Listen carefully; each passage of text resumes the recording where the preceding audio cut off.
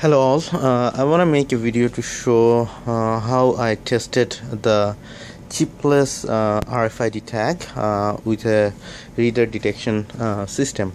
So here let me explain this a little bit. So this is the network analyzer which shows the signal in frequencies, the x-axis, and y-axis is the insertion loss, meaning how much power is transferred from one antenna to another antenna. So in the reader setup, there are two ports. The two port is connected with two big horn antenna. That's what I have found here. So one is the transmitting antenna, this one, and this is the receiving antenna. So what is happening here, the data signal is showing how much power is transferring from one antenna to another antenna. Now this is my background, and you see the distance is about 30 centimeters from like the antenna to the tag position. There is no tag yet here, so let me show you. So this is the background. In the background I put a marker here so that you can compare. So this is the signal, and it's kind of changing. If I turn the average button on, which means like it's averaging 100 points over the time, like 100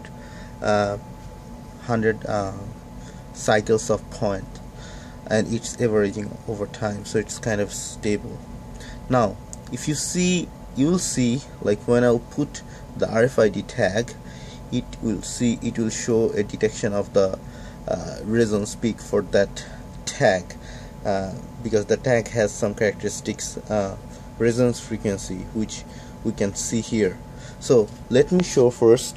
If we just don't put a tag, just put a non-woven paper or a filter media, you'll see there is a tape here, so I'm just putting it. So I just put a non-woven filter media, and there is apparently no change. Now you can pause the video and see. Let me turn off the average. So a little bit of change for putting the filter media, because it's not metal, so there is not much of a change. So you can pause the video and then compare the two signals.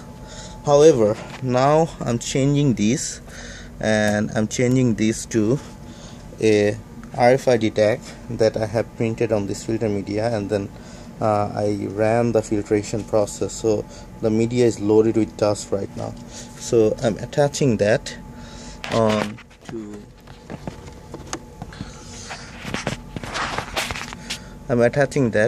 this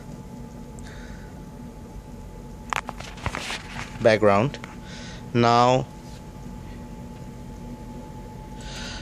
you see the data completely changes, and there are some sharp peaks at the resonance frequencies, which we found when we did the mathematical model, and the peaks are kind of coming, but this is the peaks that we wanted. So you can see right now that how this changes when